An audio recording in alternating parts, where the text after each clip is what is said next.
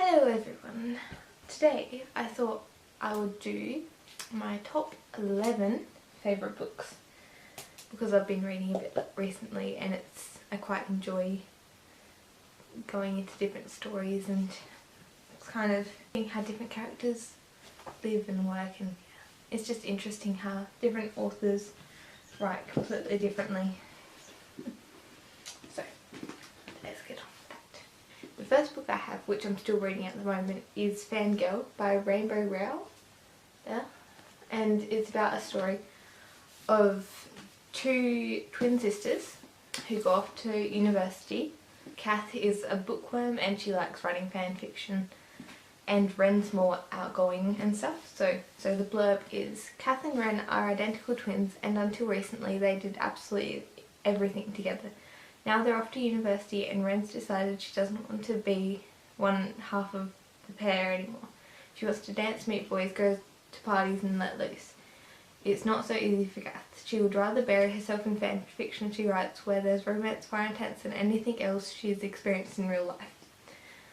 And I'm quite enjoying it. I did accidentally fold it in my bag the other day though, so it has a little fold there, but it's a good book. Okay, this one actually has the same kind of fold. So my second book is Heaven is for Real by Todd Burpo.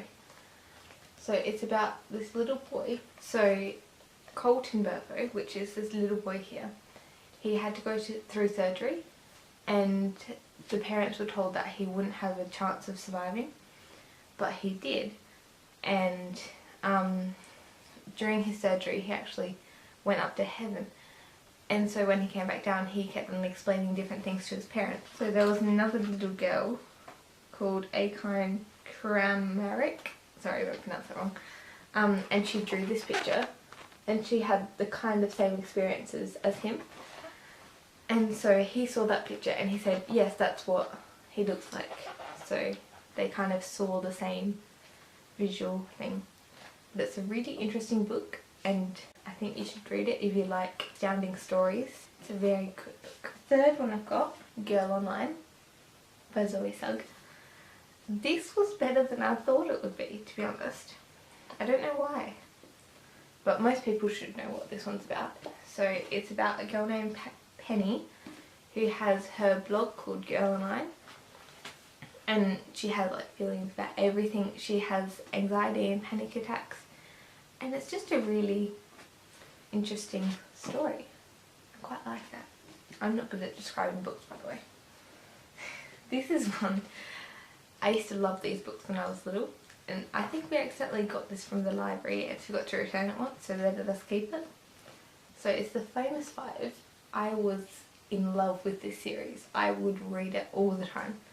I think I've read almost all of the books. This is number 8, and like I think it's been wet because you got all the crinkly pages. I still love The Famous Five. Whenever we went to the library I would always get one of the books even if I've already read it before. Can't see how many there are, but there's quite a few of these and they're really, really good books.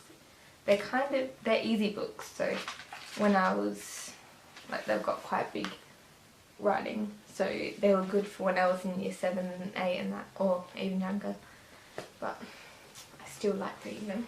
The next one I've got, kind of like every teenage girl's favourite book for a little amount of time in there. I have read it about 4 times just because I loved it so much, and the way that John Green's written it, it's very good. If you don't know what that one's about, despite the tumour shrinking medical miracle that has brought her a few years, Hazel has never been anything but terminal. Her final chapter inscribed upon diagnosis, but when a gorgeous plot twist named Augustus Waters suddenly appears at Cancer Kids support group, Hazel's story is about to be completely rewritten. And I cried in both the movie and the book. That's just sad. This is one of my childhood favourites. I don't know how many times I've read it. I've got like an old bookmark in there. This is actually my nan's. She got it for Christmas in 1953. It is Alice's Adventures in Wonderland, and it's like a really old version, but I love this book.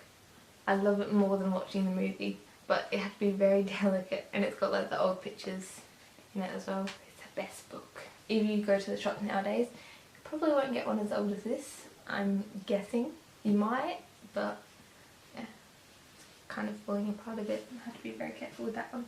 The next one is Looking for Alaska by John Green. So same author as The Fault in Our Stars. I love this. I've only read it once, but I love it. And the quote on the back is, "If people were rain, I was drizzle and she was a hurricane." It's incredible. Miles Halter's whole life has been one big non-event until he meets Alaska Young. A lot of good things in this book though. The next one I have is The Perks of Being a Wallflower. Now, this is a very good book. It's about a boy named Charlie.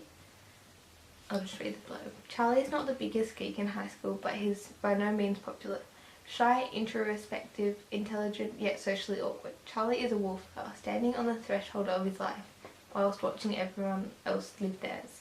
As Charlie tries to navigate his way through uncharted territory, the world of first dates and mixtapes, family dramas, and new friends, he realises that he can't stay on the sidelines forever.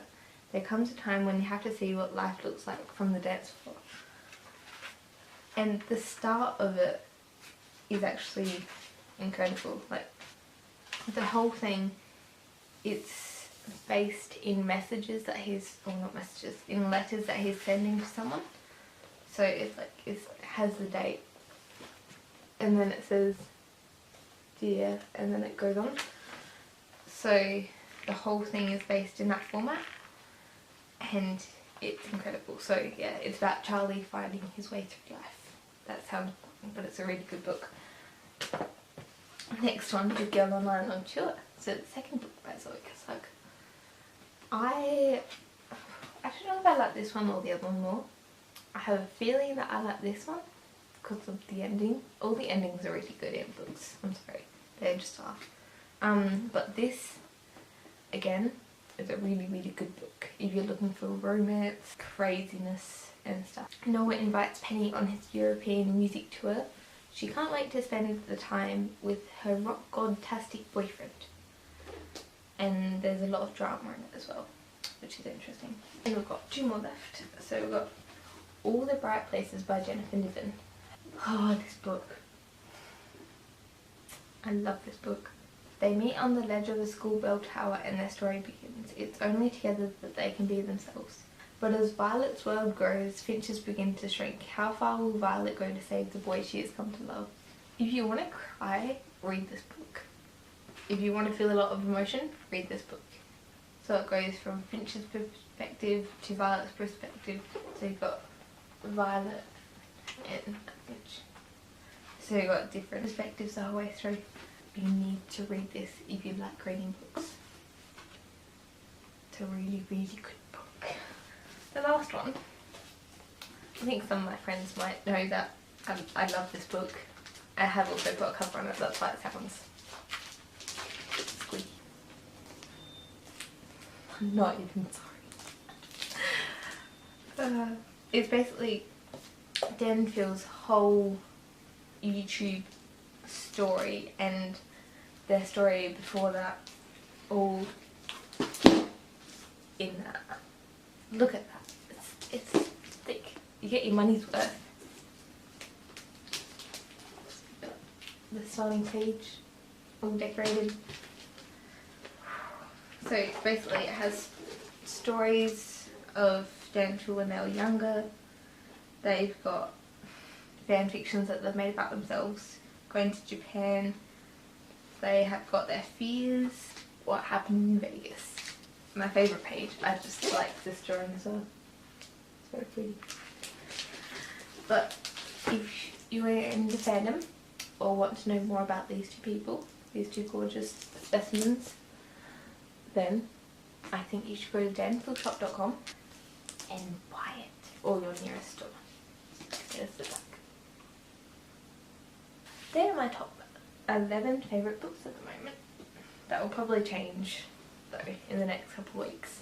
If I go to the library and borrow some more, it'll probably change. I did borrow The 5 People That You Meet in Heaven. That's a really good book. Also, I finally read The Book Thief after it's been out for a couple of years. That made me cry as well. A lot of Books make me cry more than movies, which is interesting. Don't know why. Got panda. Please subscribe. It's down there. That side. That side. Down there somewhere. Like. Because it makes me smile. And comment down below your favourite books. And I will see you probably next week.